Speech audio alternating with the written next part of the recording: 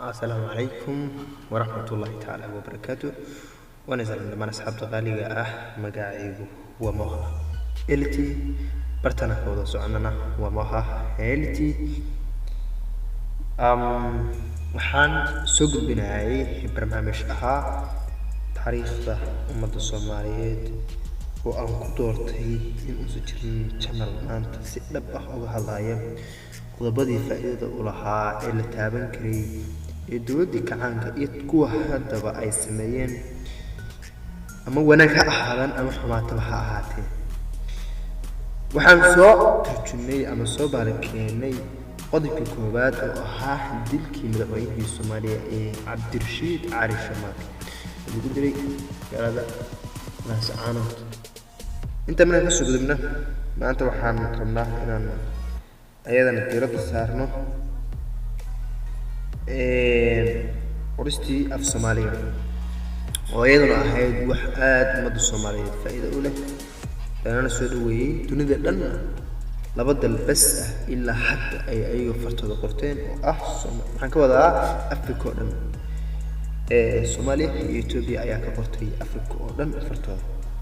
waxaan ku bilaabanaysaa sida tan mid ka mid ah guushii ugu weyneed ee dhibada u aastay dowladnimada Soomaaliya oo ruuxa iyo xididadaba u dhacday ayaa ahayd markii dowladdii kacaanka ay ku dhawaaqday tallaabo horey loo arag oo ahayd in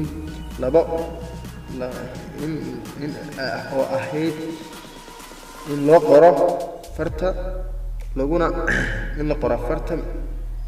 laguna baahiyo dalka sanadkii 1974 ayaa farta Soomaaliya okay hore aan ugu socdo.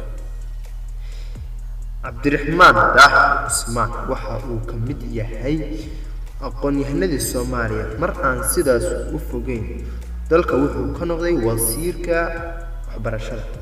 waxa uu BBC-da u sharaxay muhiimadda qorista farta ay u lahayd qarannimadii Soomaaliya. wuxuu leeyahay farta Soomaaliga faa'iido iyo khasaaro intaba way lahayd. haddii af Soomaaliga loo qoray wuxuu keenay faa'iido badan oo ah in wax badan ay kaydsamaan. luqadiina waa la cilmiyeeyay. Soomaalina waxay ku faantaa ama tiraahdaa Afrikada madow marka la fiiriyo dhammaantood cid luqadooda qoratay ma jirto oo aan ka ahayn dalka aan deriska nahay ee Itoobiya iyo Soomaaliya ayuu yiri. wuxuu kaloo sii raaciyay waxyaabihii la sameeyay waxaa ka mid ahaa qaamuusyo ay ku qoran yihiin erayo afka Soomaaliga. balse su'aashu waxay tahay in intee le'eg baa loo tababushaystay awood intee le'eg baa la haystay marka in aad soo saarto kumanaan arday oo aadan shaqo u haynin meelihii kale ay shaqada ka raadsan lahaayeenna aysan baran tacliintoodii. kadib wuxuu intaas ku sii daray intaas ay ku soo aftireen qoritaanka farta Soomaaliya. waxaan isugu imaanaynaa insha Allah qaybta xigta oo ah qaybta saddexaad oo ah dagaalkii 77kii 1997 dhacay ee Itoobiya lala galay.